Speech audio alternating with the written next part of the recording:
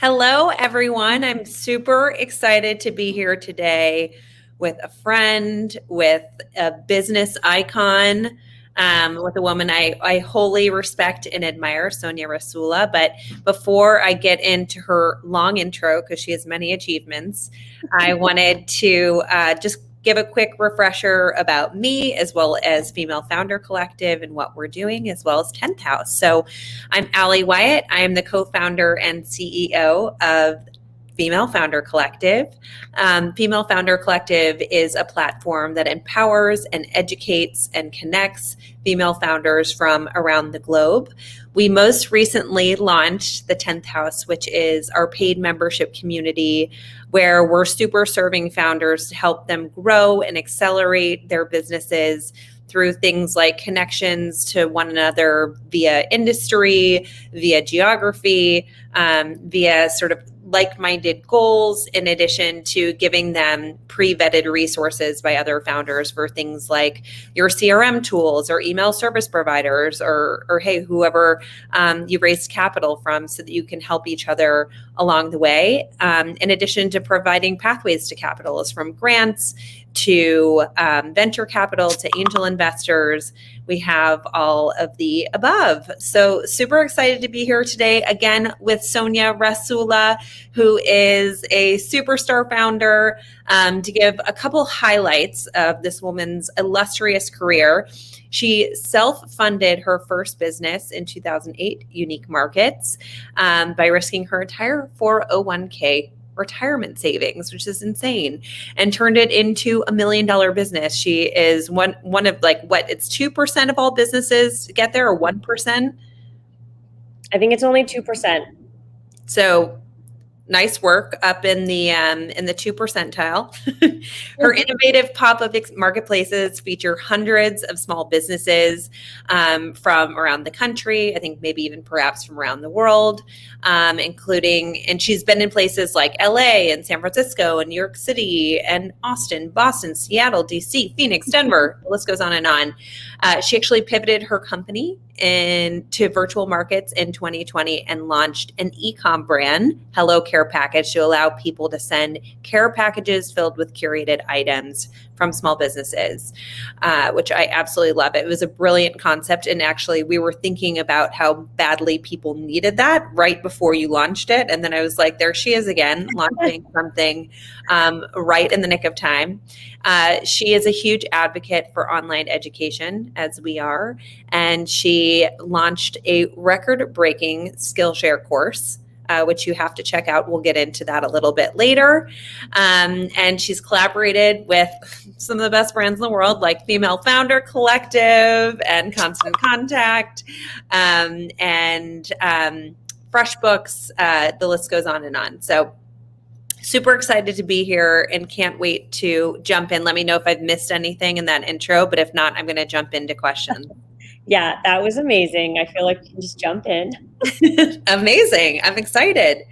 So, Sonja, you actually were in your early career going after your dream job, which was, I believe, as a host on HGTV. So tell us a little bit about when your dream job didn't pan out. And for those that are facing the similar sort of existential crisis, or maybe they have a side hustle they're really good at, what sorts of questions would you recommend they ask themselves to sort of right side their career and figure out what's next? Yeah. So I had actually worked in the corporate world for probably 8 or 9 years. And while doing that, I was the head of HGTV online. So my job was content creation and editing.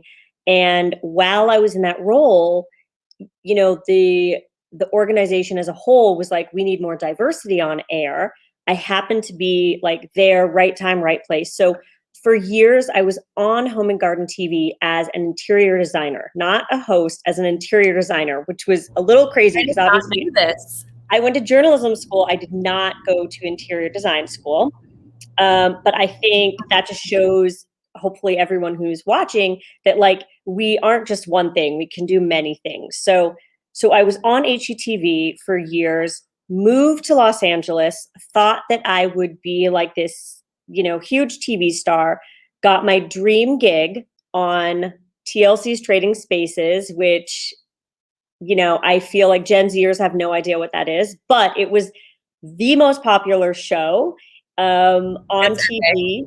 It was epic. And the problem was I was part of like the next generation. They were doing like a reboot of it, and no one really cared about the reboot. They wanted the original stars. So that ended up, going away very quickly and unexpectedly. And I kind of spiraled into like, what am I supposed to do? What am I doing with my life?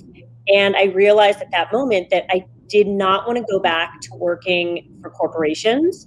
And I wanted to use my expertise and my time and my skills towards something that I could really fully own and bring all of my ideas like to the table and own the table as well. So that's what I did. I think I was forced into that because of that situation. However, I think a lot of the people who are kind of struggling with that are asking themselves, if what they're doing should really be what they're doing, or if they have a side hustle or a passion that they have that is not their current full-time job.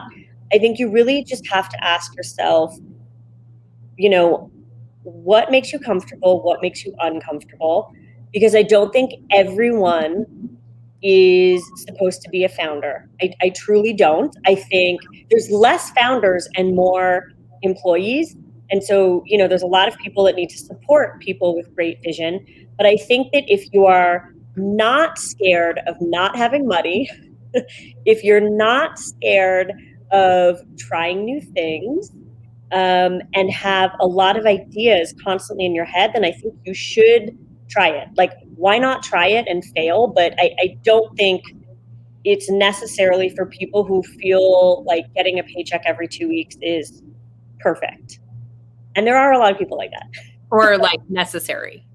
Right. Exactly. You've got to figure out how you can have either a little bit of padding, like some savings, or how you can go out and get capital or loans to then be able to do it, because you're not going to start making money day one. So you really have to think about like that first year or even 2 years and figure out like, how can you live while bringing this idea to fruition? Well, on that point, now I'm going to talk about funding in a second because you've been self-funded. Yeah. We often have the debate within our community of when the right time is to go full throttle and full time within your particular business. So do you feel like there were some sort of caveats or criteria that you gave to yourself before jumping in, like whether it was a certain amount of savings or knowing that you would be able to generate a certain baseline of revenue? Yes. So I jumped in. I mean, I think actually a lot of entrepreneurs are like this. We all have similar stories. I jumped in with nothing. Like, I didn't have a bathing suit on. I didn't know how to swim. I just jumped in. There was no preparation on my part. What I did was create an event. Accidentally create a business that was successful from day one. And that's when I paused and then looked at the numbers and thought, do I want to keep doing this full time and make this a business, make it profitable? Or do I want to go back to what I was doing before, which was content creation, essentially? And so I decided to take the leap. Now, the reason why I took the leap was because I could look at the numbers and predict like I would be okay. I might not be like going out for dinner, fancy dinners, or spending a lot of money on shopping or doing anything extravagant, but I knew that I could survive and I could also start the business. I know a lot of people tend to say like you should have 6 months of your salary in savings, or you should have a year of your salary in savings, so that you don't have that pressure of having to make money while you're trying to like make your business happen. I think that's a great piece of advice. I did not do that, but I think that's a great. Well, a lot of people say that that's a privilege too, to be able to have 6 months of your salary. Oh, in savings. absolutely. I mean, I think what so few people talk about is money, which is super interesting to me, because I'm like, look, I'll be honest, a lot of the founders that I'm surrounded by come from money or have husbands or partners that are Mhm. very wealthy. Like, I'll throw that out there because it's a conversation that should be had. Now, I don't have money. My family doesn't have money. The way that I was able to start my business, so I used my retirement savings, which is Okay. very risky, but it worked out. So I had a chunk because I had been working for a decade. So I'd been squirreling money away, and that's what I used to start the business. Now, I could have easily also gone and gotten a loan from a bank, and I probably would have done that too. Got it. So yeah, I was going to ask about how you were able to self fund. So it seems like you did that through your 401k. Yes, You and did. I would really encourage people, especially younger people who are just starting out. If you're in like your 20s or your 30s, I started saving right away. I don't know why. My parents taught me nothing about money, nothing. They're academics, so they actually don't know anything about money. And for some reason, I just, in the back of my head, I always knew, like, okay, if I get a paycheck for $1,500, but I only need 900 of that to like live on, I would take like as much as possible and put it into savings or retirement. Like, I was just one of those people that was focused on saving, saving, saving. Um, so I mean, that's how I did it. I actually had a friend who was always on me. He's like, "How much of your paycheck do you put away?" And that I was actually able to buy my first apartment with that money that I saved for, like, I think it was 8 years. But it honestly, if you put 10% feels like a lot when you have a tiny little paycheck. But if you put like 10 to 15% away, it quickly adds up. It does. I just think no one ever talks about this. So until someone Yeah. hears it, like the two of us talking about it, then they're like, "Oh, wait a minute, should I be putting money away?" Right, It's right. like it's like assets are so much more important than like the newest trendy jackets or coats. Like, I'm always trying to say, like, especially to the women in my life, like, purchase things, put money away, purchase property, purchase stocks. Like, think like a lot of the men in my life do. They're constantly saving and putting money away, and like all the women are just shopping. It was worth it to wear like pay. I honestly wore a lot of Payless like right out right out of college, and it was worth it because then I was able to have like the nicest apartment of my friends by the time I was Yes, 28. exactly. So love that advice. Now let's talk a little bit about the pandemic. Fun topic. But you had to cease events, and you have an event space, which is crazy. I don't know how you weathered through that, but you, of all business industries, were very hard hit. So what did you do when you were faced with that? When you realized, like, events are not coming back in the next couple months? Yeah. I was pretty, I guess, pessimistic would be the right word, or I was very realistic in March, last March of 2020.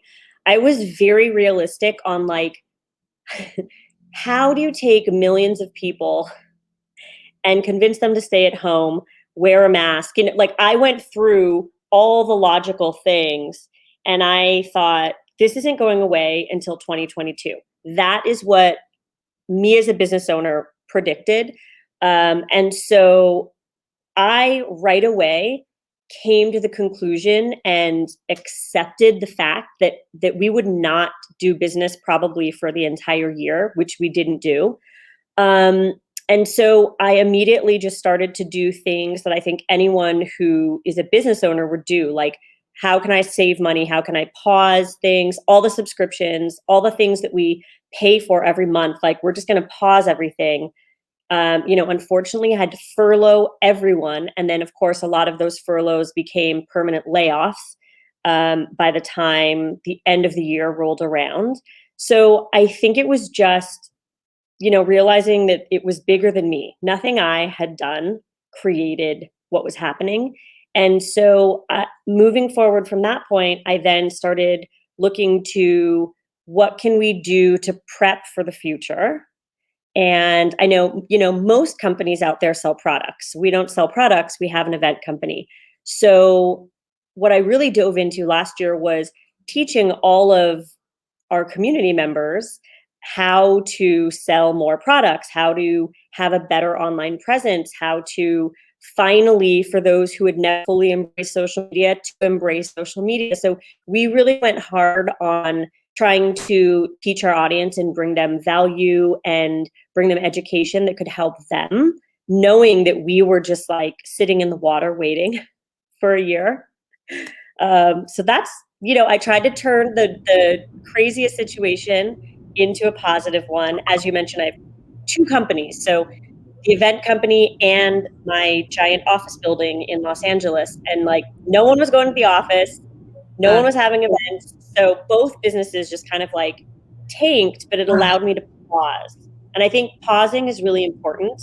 I hope for everyone out there, like, taking the time to pause, think about what's important to you, what's important to the business, and then what's important once you can hit go again, like, how do you want to move forward? And that's kind of what I concentrated on. got it. And that conversation with employees where you had to furlough them, I Yeah. mean, any advice on like how you approach difficult conversations like that? Yeah. So, like I said, I worked in corporate for a very long time. And because I was a writer editor with online experience. I worked in tech my entire career. I never finished college. I got headhunted. Like, so I was pretty high up. I was almost C suite in my 20s. And so the experience of that, I think, is like, it was the best experience. And for everyone watching who is working a 9 to 5 right now for someone else, where they're just like, oh, I don't know if I love this. I have these ideas. While you are there, soak up everything that you can. Like, learn from all the different departments, all the different positions, because you're never going to get that again, right? Like, once you leave the corporate world, you're gone. You're kind of on your own. So I was lucky. I had all this great knowledge and expertise, and a lot of money was spent on teaching me how to manage and lead. And so that's another thing that I'm so thankful for. So when I started my own company, I knew that I would always be incredibly open, honest, and transparent.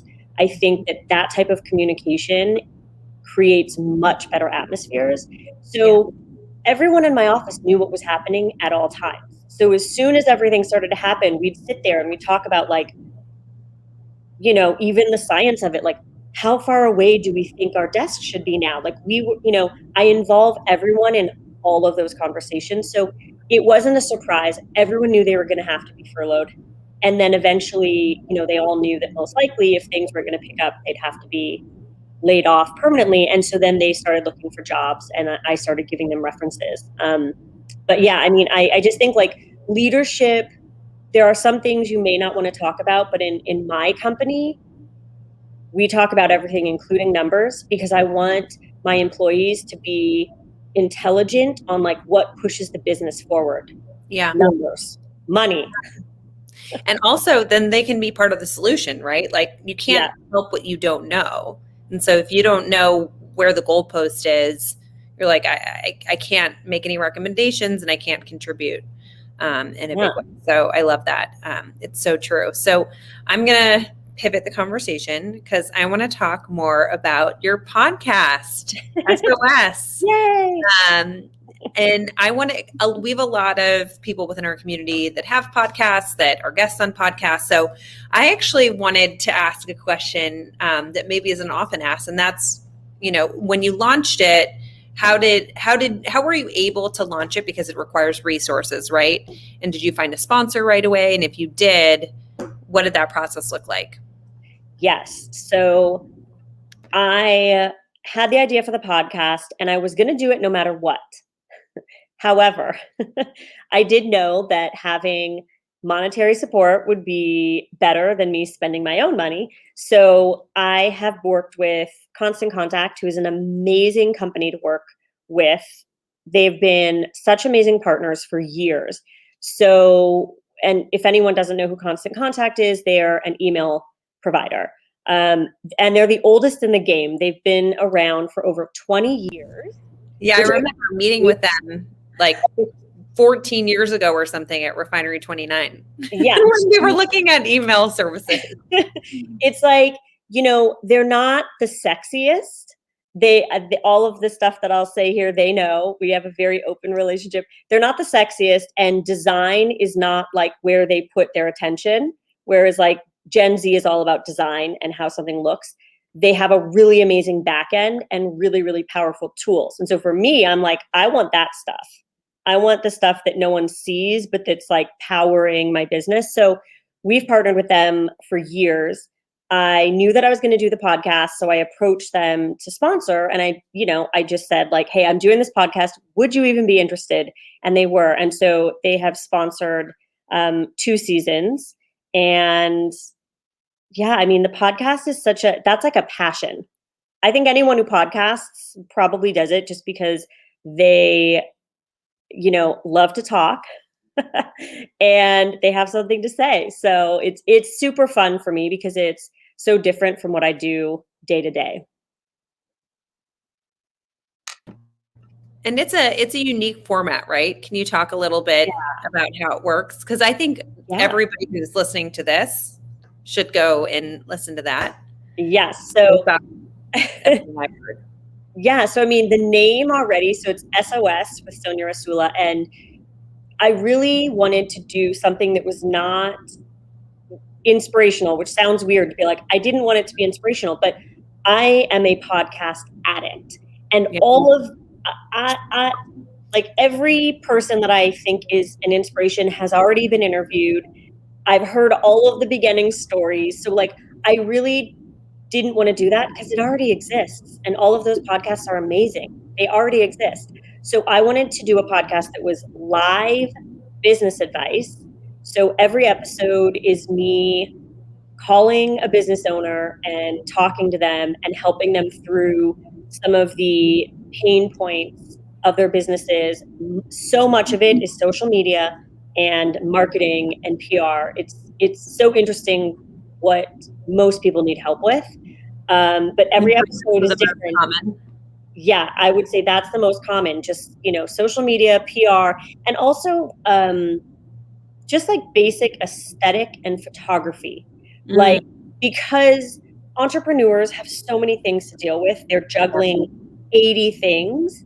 And so they're moving so fast that they don't pause to reevaluate the website that they built 2 years ago. Like, the homepage probably needs to be updated, or, your biography, your about page needs to be refreshed. Also, you should have professional photography of yourself. Most people don't even have photos of themselves on their about pages, which I find really interesting because it's like the thing that separates you from all of the corporations and the big brands is you, but they're like embarrassed or shy to show themselves. So, every episode is me just talking, and I do not hold back. I tell people like it is because they need to hear it. And sometimes it gets a little awkward, but it's awesome. I love it. On the topic of basically your personal brand, I feel like you're such an expert at this. You're so good at like giving advice on how to get yourself out there. And you're right. And that so many founders get really uncomfortable around the aspect of promoting themselves and what that looks like or what their voice is. Do you have any tips on that front of like how you would recommend finding your voice or thinking about putting yourself out there if perhaps maybe you're an introvert or maybe you just don't like the spotlight? Yeah. So people wouldn't think this, but I am an introvert. I would never think that. I know, no one would think that. I love being on stage. I love speaking. I love interacting, but then I get exhausted and I need to spend all the time by myself at home. I don't go out, like these are skills of a true introvert, but I've over the last 13 years had to get used to like being on camera. That like I've had 13 years. And so people who are just starting now, they're just like, they're like struggling. It's that struggle with like, I don't want to put myself on Instagram, I feel embarrassed, like that's usually the complaint is people just don't want to seem like they're showing off Yeah. or they don't like the way they look. Which is heartbreaking. And so they just don't want to put themselves in the eye of the public. But what they're forgetting is that like their story, their face, the reason why they started the business, things about the business that no one would ever know. Those are the things that people want to see. And so I always say, like, every founder should start small. First of all, hire a professional photographer. It's not that expensive. Or if you have a friend who's a photographer, or just a friend that has a real camera, not a phone, like find someone who can take great photos of you. And again, they don't have to be of your face. This is like the number one thing that people get really caught up on. They're like, I don't want to show my face. Great. How about behind above shot of you making something in your desk or you putting an inspiration board on the wall? Your face doesn't necessarily have to be in that photo. So I just encourage people to get professional photography to put on their website and then to start showing behind the scenes of the business. And, that's everything from like the messy storage room to the warehouse, maybe that their products are sent, maybe the people that make their products, again, coming up with creative solutions to show behind the scenes of your business, not having to hold the camera in front of your face and speak directly to the camera. There's so many ways that you can show your story and let people really fall in love with you and your business other than just talking to the camera. I love that. That's such good advice because it's a very uncomfortable thing. If you're not trained to do that, it feels very out of the box. And also people that are founders, like you said, they're so busy that you're kind of the Wizard of Oz. You're like behind the curtain making everything happen. And all of a sudden you have to step in front of the curtain, get on stage. Yeah. I want to go to community building because this is something you're phenomenal at. And you were recently interviewed in Forbes talking about 4 strategies to build a community. And I thought it was really helpful because it was super specific and tactical, if you will. Can you first talk about serving versus selling? Yes. So I think that there's this idea that you have to be like selling all the time. And, to some extent, sure, like the bottom line is what keeps your business going. Your business has to be profitable. You have to be making money to stay in business.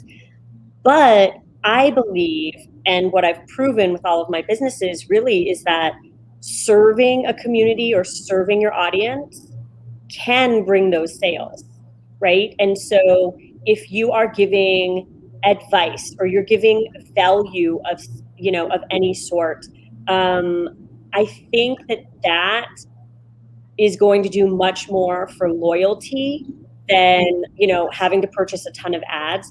And there's an interesting statistic that I learned just a couple months ago, which kind of blew me away, which is I think it's something like only 20%,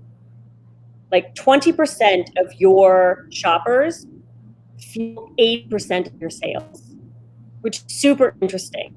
So if you can connect genuinely with those 20%, right? The loyalists, the people that talk about your brand on the weekend, they tell their family, they tell their friends, they tell their coworkers. If you can connect with that 20%, they're literally going to buy the majority and fuel the majority of your sales. I think that's really interesting.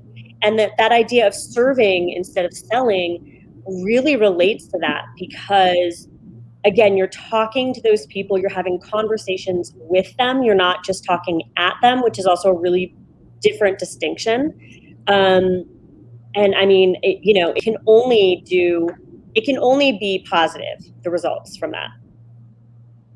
I love that. I actually learned the 80-20 rule when I was in a sales career in corporate, and I had a boss who told me she took my account list and she cut it down to like 4 accounts when I had 20 before, or 5 accounts when I had 20 before. And I lost my mind. I was like, and then she increased my goal.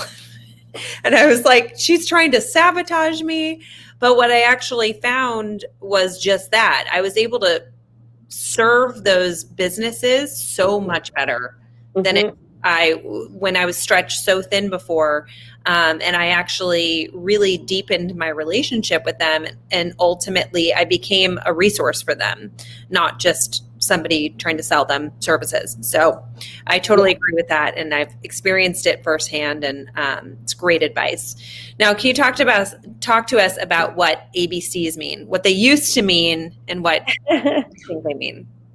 Yeah, and also just I don't know if anyone has posted it to the chat, but I just posted a comment, so I'm multitasking. Oh, there you Yeah, go. because this kind of plays into all of it, which is that a lot of people forget about the audience, and so I Yeah. was like, I want to put something in. So at some point, it'll be approved and go into the comments, y'all. For everyone watching, just wanted to say hi. I see you. I see your comments. Yeah. So what I can't remember the name of the movie. What is that famous movie or play where it's all about sales and the whole thing is like, right, ABC, which is always be closing. I don't know why. It's so famous. I can already I can see it in my head. So the old school idea was always be closing. And so if you were on a phone call, if you were meeting with someone, if you were on social media, like if you weren't closing a deal and getting money from that person, the old school management would have seen that as like a fail and kind of Yeah. like not worth your time. I have a few different variations on the ABCs, so I don't know which specific one you were thinking of. Which one was it that you were thinking? Oh man, now I'm I forgetting feel like it. It's it either might be the like community. So one of them is just to like flip that idea of like always be closing, and it's more like always be caring.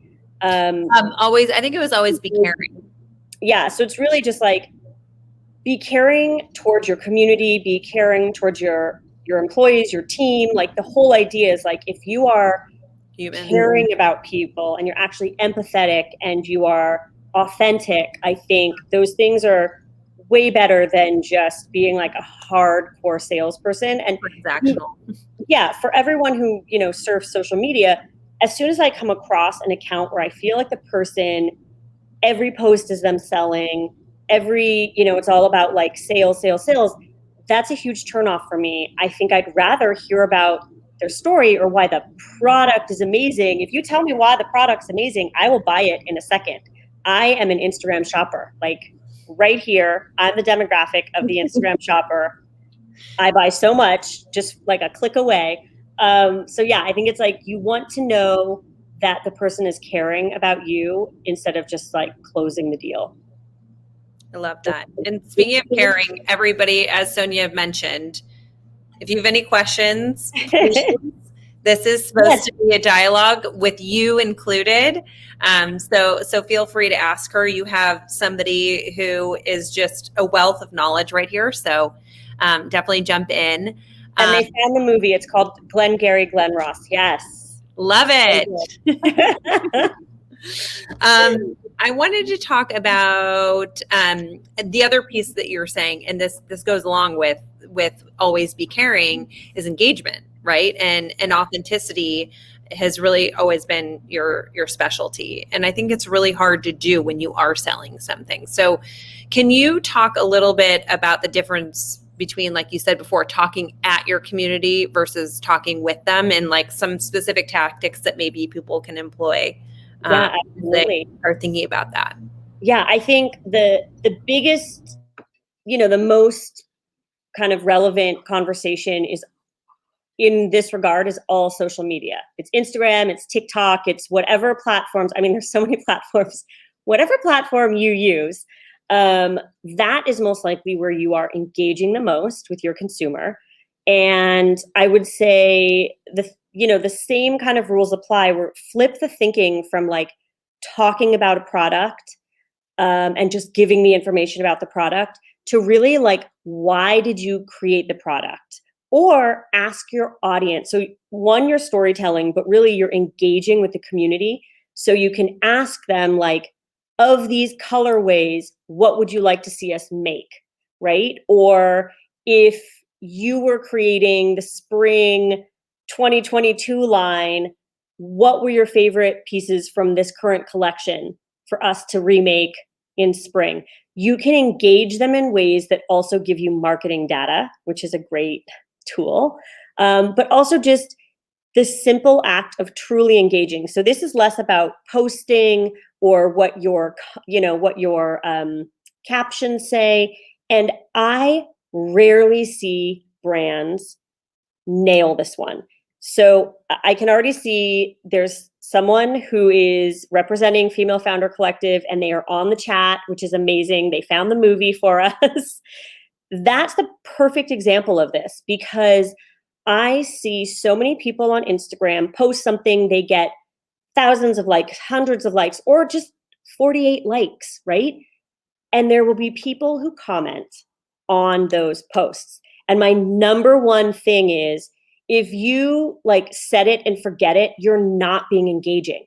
You're not involving your community. So you've posted something, 48 people have liked it, 3 people have commented, and you just like leave them out there. It's like going for a high five and the person just like turns around right as you're going in for the high five. It's the worst feeling. That's not the way to build brand loyalty. So, on unique markets, granted, it may take us 24 hours. We're not working on the weekends necessarily. The person who's in charge of social should not be sitting there on her Saturday doing this, which is the other thing to keep in mind. But we always go through and like or comment with people who comment. I just think it's super important and it takes very little time. Like you would be surprised how little time. Yeah. It's like, it's to connect with those people. Yeah. And you start to really get so we just had someone new start with us. And I told her, I was like, you're going to get to know the superstars really quickly. And, a week later, she was like, oh my God, I totally know what you're talking about. There are certain people who not only comment, but they DM, they respond, they tell us what they think. And so that is the 2080. You are really engaging that 20% on social media, and it's not just by posting and involving them, but really like liking, watching their stories, and to be perfectly honest, it's a good strategy to engage with more and more people because Instagram or Facebook, they're tracking all of your engagement too. So if you're just posting, but you're never watching other people's stories and you're never engaging or commenting, they put you lower on the totem pole. So if you want more engagement, if you want more views, you have to actually engage yourself. That's like part of the algorithm secret. They want good community members.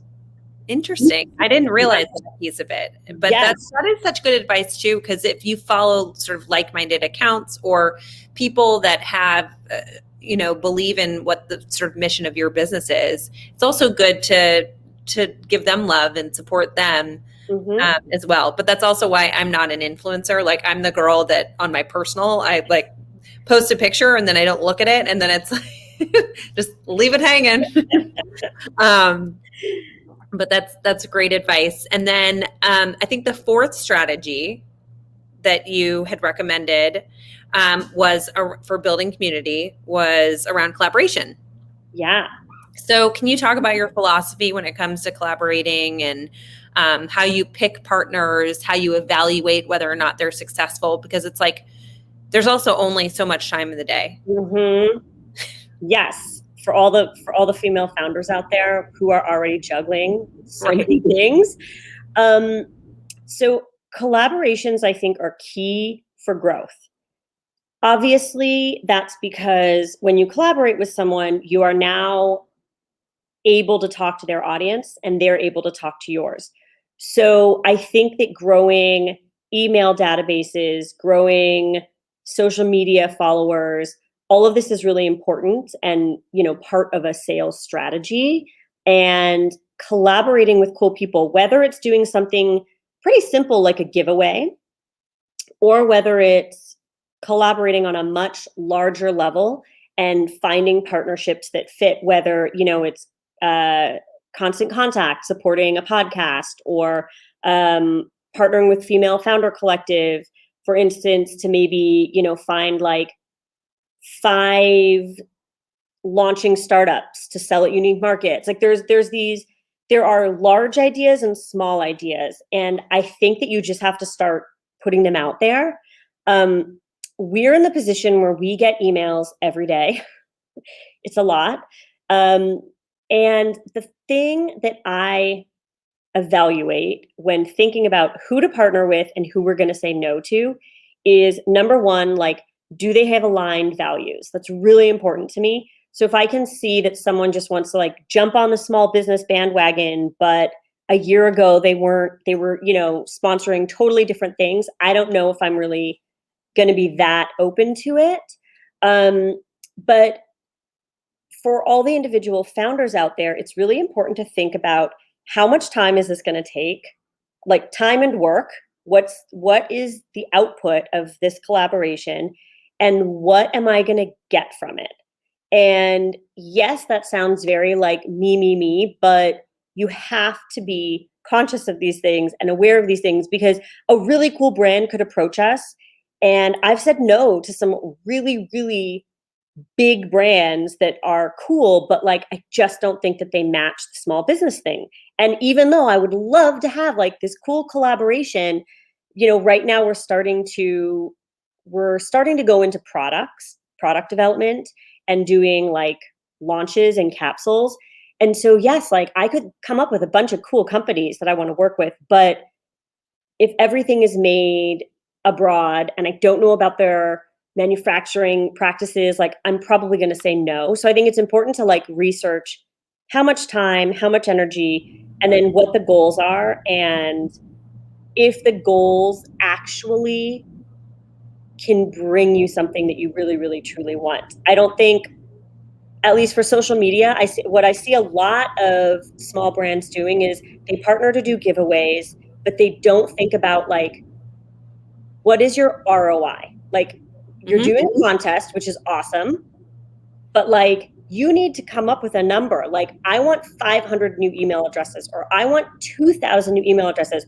Because if you do something and you end up getting 23 email addresses, like, that's not worth it. So you have to have that goal in mind already, to then be able to say, okay, we're going to do this. This is the goal. It's 1,000 email addresses. So how are you and I going to promote, or what are we going to do to then get to that goal? I just think a lot of people collaborate, which is great, but they don't think about what the collaboration should be resulting in. I think that's such a good point. And you have to, as a business owner, like you said, everything is time, everything is resources, and therefore everything is in your time is money. So that's a really good point. But I'd never thought about sort of the aspect of aligning with values, in the sense of like the ethics. And that points to the fact that as a business owner, you should know what your own values are, right? Like, you should have some sort of core values document that helps you make decisions, in addition to the quantitative ones. So that's really great advice. We are getting to the end of our time, but I want everybody to know that they can learn directly from Sonja, because she has a Skillshare course. Do you want to talk a little bit about that course and what you're teaching, and so that they can go check it out, and also where to find you, all of your channels? Oh my gosh. Well, my name is spelled with a J, as you can see, which throws people off already from the beginning. So I'm on YouTube, I'm on Instagram, and then of course my podcast is on both Apple and Spotify, and the podcast is called SOS with Sonja Rasula. But my Skillshare class has really been like kind of the most exciting thing about COVID, because because I was kind of not doing anything. Didn't have a business. We weren't doing events. So we were like cleaning the office. Like, what do you do when your business can't exist? How many times can you rearrange furniture? So I filmed a Skillshare class with them. I partnered with them to do a Skillshare Originals class. And so many amazing people have done Skillshare Original classes. Like, one of my friends, Jeff Staple, who's like renowned like streetwear royalty. he did ones on like branding, and he contacted me and he was like, Sonja, you should do a Skillshare class. So my class is all about really creating a strong online presence from your website to your online store to your social media, and then kind of the philosophy behind being a creative and an artist, or someone like me who has creative ideas, but being able to also really harness the like business boss inside of you, because it's two very different things. And so that's what the class is about. It has had like record breaking views, which, you know, might have been because everyone was stuck at home, but hopefully it's because the class is really good. It's only 40 minutes. It's super easy. And if you go to my Instagram, on my link, there's, I think, like a free link where you can take it for free. So I encourage everyone to take it. It's so important to, even if you know a lot of the lessons, I think it's really important for entrepreneurs and founders to like continually educate themselves and re-educate themselves, because like that's what's going to move the needle forward. Like just because you went to college or you went to high school, like once school ends, that's not where learning should end. And I feel like too many people stop learning and then they wonder why they're stuck. So yeah, I encourage everyone to go take my Skillshare class. I love it. I'm going to go take it. It sounds amazing. And we're so grateful to have had you. I want to leave everybody, our viewers, with some parting words of advice. So what's one thing you think is going to, like, basically a trend that happened during the pandemic that changed substantially from before? What's one thing you think is going to stay, and one thing you think is going to continue, or it's going to go back to normal, or sort of pre-COVID? Oh my gosh. I mean, I was already working in e-commerce like 20 years ago. So I think it's hilarious that people are like, they're like, digital marketing. Digital, everything's online. I'm like, it's been like that for quite a while, but you know, so obviously that's going to continue. What I think is interesting is this idea of like autonomy and working from home. Yeah. I think that is going to continue. That's the thing that might continue. So build some businesses around that. What? So build some businesses around that, perhaps. Yeah, I mean, build businesses around that. And if you're a founder, like you have to think about how you're going to deal with that. I mean, this is like this is what everyone who is in like management is talking about now and trying to deal with. And all the poor people in HR are like, I don't know what to do. But I think it's evolution, and it has to happen. Yeah. I do think that for creativity, though, you do need to be in person. So hopefully it'll be like a hybrid system. But I think that's the thing that's going to really stay.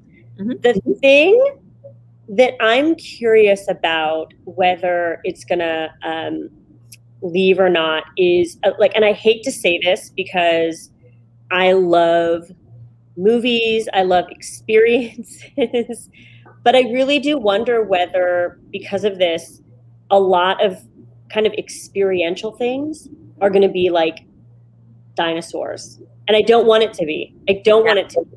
I love nothing more than going to the movie theater and watching movies.